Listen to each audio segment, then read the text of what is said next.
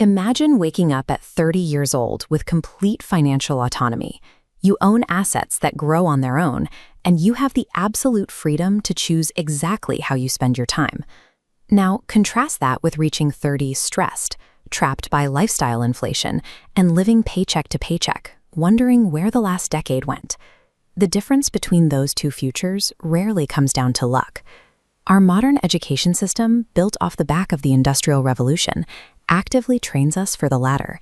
It prepares us to be component labor, cogs inside a machine, where we trade a strictly limited number of hours for a capped salary. Even at the very top of the traditional career ladder, the math works against you. You could be a highly specialized neurosurgeon, but you are still bound by the clock. You only get paid when you are physically standing in the operating room. Your true leverage on time is zero. Significant wealth is rarely achieved by earning a higher salary inside someone else's machine. The person who reaches financial independence while they are young is the person who owns the machine itself. This realization created a different class of wealth builders. Timothy Ferriss called them the new rich, people who reject the idea of working for 40 years just to retire to a beach, and instead build systems that buy them time, freedom, and independence right now. Reaching that level of independence before 30 demands a shift in identity, moving from a person who primarily consumes resources to one who creates value. Your attention is the most valuable asset you have. Every time you switch tasks, check a notification, or chase a new trend, you leave a piece of your focus behind. Psychology calls this attention residue. Constantly swapping your focus leaves you operating with a fractured mind, making it impossible to perform at a high level. The defense against this is engineering daily periods of uninterrupted deep work. An hour of complete, silent concentration on a single project will consistently produce a higher output than an entire day of distracted effort.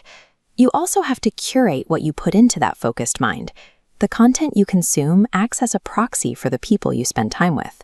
By filling your ears and eyes with books, podcasts, and interviews from successful builders, you are actively tuning your brain to recognize market opportunities that you would normally walk right past. But seeing an opportunity doesn't matter if you don't have the capital to act on it. As your income starts to grow, the temptation is to upgrade your lifestyle to match it. Resisting that urge, practicing delayed gratification, leaves a gap between what you earn and what you spend. That gap is what you invest in acquiring new skills. When you fiercely protect your attention and design an environment optimized for learning, you don't have to rely on fleeting motivation anymore. Making high-value, long-term decisions becomes an automatic habit. With your inputs calibrated, you need a vehicle to actually create that value. Stripped down to its core, a business is simply a system that solves a specific problem in exchange for money. Looking at the structure, the foundation of value creation is the service business. This is where you directly trade a specialized skill like coding, writing, or plumbing for income. It is the easiest way to start making money, but your earning potential is still tied directly to your physical hours. To break that link between time and money, you move up to the second tier, a product business. Here, you create a solution once, like software, a book, or baked goods, and sell it to multiple people simultaneously. You are no longer trading hours, you are scaling your output. At the peak, we find the content business. By building a massive audience online, you can monetize attention at an infinite scale. A single video can solve a problem for 1 million people while you sleep. You cannot learn how to build any of these systems by quietly reading books. You have to develop a severe bias to action.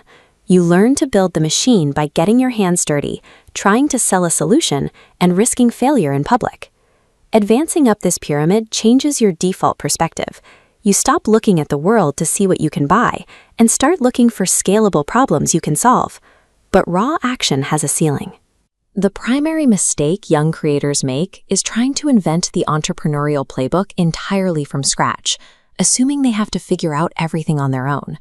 Operations, marketing, and team management are dense, intimidating subjects, but they aren't mysteries you have to solve through trial and error. Decades of business literature and case studies have mapped the mechanics of how to scale a workforce or communicate value to a market.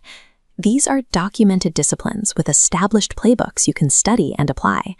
If you want to improve at tennis, you hire a tennis coach. It would seem absurd to just hit balls against a wall for years without asking a professional for feedback. Yet people hesitate to hire a business coach or a mentor, missing out on one of the highest return investments they could possibly make. That external knowledge is how you apply leverage. Your goal is to build systems, delegate tasks, and create assets that continue to deliver value and generate revenue long after your active work stops. When you combine messy, relentless execution with targeted, high-level learning, you build a compounding machine. And that machine scales completely independently of how many hours you personally put in.